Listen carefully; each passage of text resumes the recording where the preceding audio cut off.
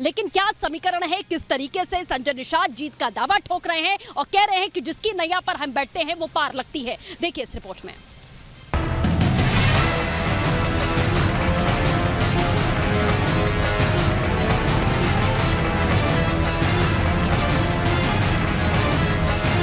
Bharatiya Janata party के साथ आने से आज फिर 400 पार का नारा लगता है। इंडियन पॉलिटिकल लीग में बात अब उस समाज की जिसके बिना भगवान राम की नैया भी पार नहीं हो सकती थी। जी हाँ, निषाद समाज।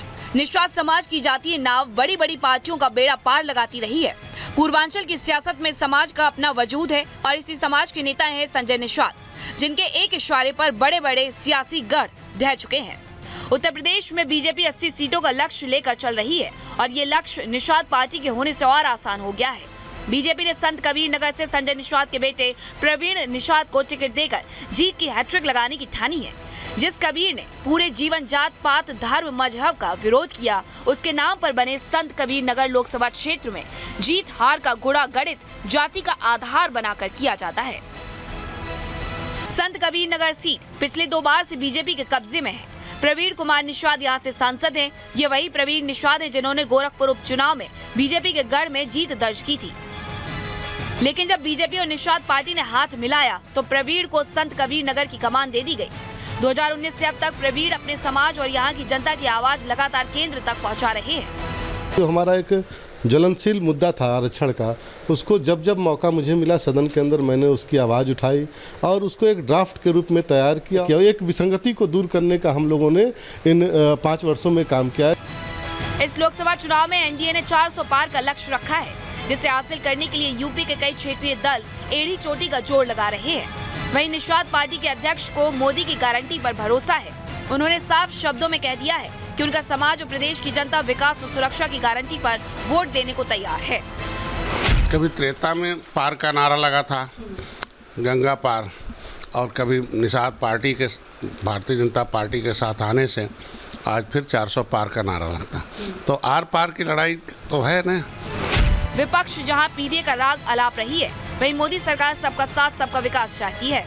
इंडी गठबंधन जहां एमवाई फैक्टर साधने में जुटा है, वहीं केंद्र सरकार मुस्लिम महिलाओं को भी उनका हक दिला रही है। यही वजह है कि एक बार फिर प्रदेश में मोदी लहर देखने को मिल रही है। महिलाओं को देखिए, सबकी सरकार थी, कांग्रेस की भी थी, सपा की थी, बसपा की भी थी, लेकिन किसी ने 3 तलाक का मुद्दा हल नहीं कर पाया। लेकिन आज मोदी जी के सरकार में देखिए वो भी हल हो गया। आज महिलाएं भी सुरक्षित हैं। 2014 और 2019 की तरह भी इस बार मोदी लहर का असर देखने को मिल रहा है। प्रवीण निषाद की दावेदारी मजबूत है। आलम यह है कि संत कबीर नगर में विपक्ष अब तक अपना प्रत्याशी फाइनल नहीं कर सका है। चुनाव में रणनीति की कमी विपक्ष की हार के संकेत दे रही है। ऐसे विपक्ष के पास आखिरी हथियार ईवीएम पर सवाल खड़ा करना ही रह जाएगा। और ये लोग जो ईवीएम पर आरोप लगाते हैं, तो मैं जब ये जीत जाते हैं तो ईवीएम इनके लिए अच्छा रहता है, और जब हार जाते हैं तो ईवीएम खराब। तो हम कहते हैं कि ईवीएम के खिलाफ अगर आंदोलन कर रहे हो तो पहले जो जीते हुए उसे इस्तीफा दे दीजिए कि हमें गलती से ईवीएम ने जिता दिया है, इसलिए हम ईवीएम को नहीं मानते हैं। आप ईवीएम के सहारे बने भी रहेंगे और ईवीएम पर अंगुली बिठाएंगे। संजय निषाद को जमीन से जुड़ा नेता माना जाता है। लखनऊ से लेकर दिल्ली तक धमक रखने वाले संजय निषाद आज तक अपनी जड़ों से जुड़े हैं। रिपब्लिक भारत से बात करने के दौरान उन्होंने अपने हुनर का प्रदर्शन भी किया। पिताजी तो सूबेदार मेजर रहे, लेकिन बड़े फादर हमारे पढ़ाने में बड़ा उनका योगदान रहा, चचा का।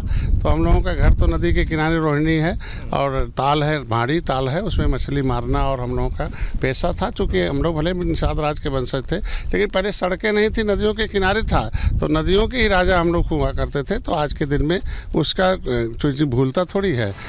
नेता और पार्टी अपनी जीत का दावा करती ही है, लेकिन इन दावों की सच्चाई जनता के बीच जाने पर पता चलती है। हमारी संवाददाता सृष्टि संत कबीर नगर की जनता का मूड भापने ग्राउंड जीरो पर पहुंची।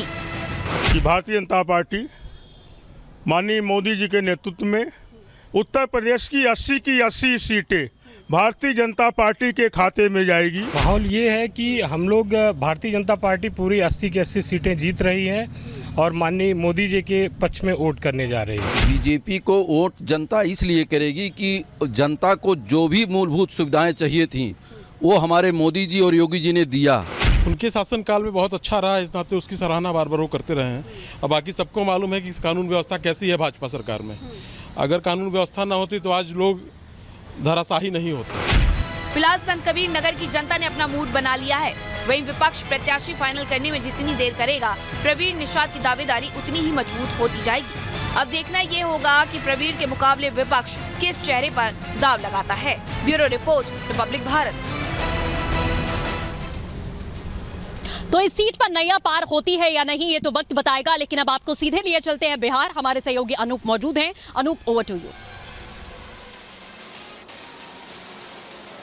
बिल्कुल शुक्रिया सृष्टि। और मैं आपको दरभंगा के सियासी रण के बारे में बताऊंगा।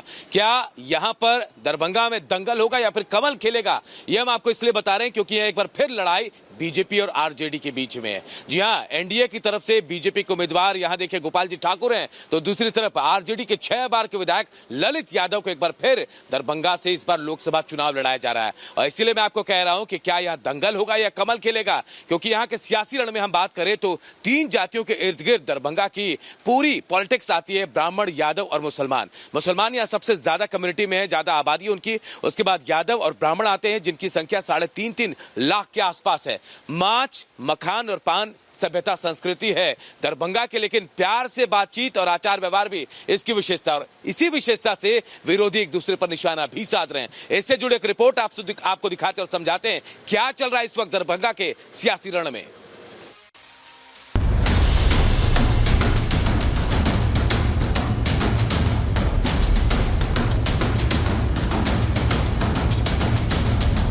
बिहार का मिथिलांचल वैसे तो देश भर में मखानी और पान के लिए मशहूर है, लेकिन यहाँ के लोग आपको देश भर के हर कोने में मिल जाएंगे।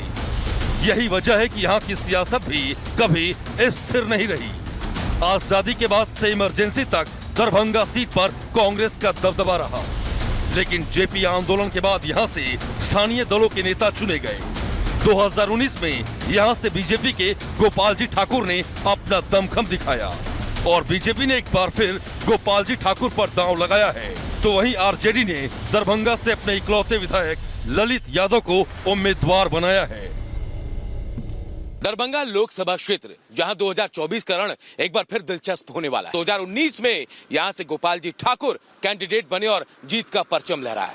और इस बार मुकाबला उनका गोपाल जी ठाकुर का इस बार ललित यादव से है। ललित यादव महागठबंधन और आरजेडी के उम्मीदवार हैं। सीधा मुकाबला इस सीट पर शुरुआती दौर से देखें तो बीजेपी और आरजेडी के बीच रहा है। तो इस वक्त देश में लोकसभा चुनावों में जो इस वक्त सियासत हो रही है, गहमा गहमी है, ये आपको बता रही थी मेरी सहयोगी रामपुर से अनामिका सिंह। बहुत बहुत धन्यवाद। सृष्टि पांडे संत कबीर नगर से आपका भी धन्यवाद। और अनूप दरभंगा से स्पेशल रिपोर्ट बता रहे थे, आपका भी बहुत बहुत धन्यवाद। तो इंडियन पॉलिटिकल लीग में आपसे हर दिन इस तरह से मुलाकात करते रहेंगे। आज के लिए दीजिए इजाजत। नमस्कार।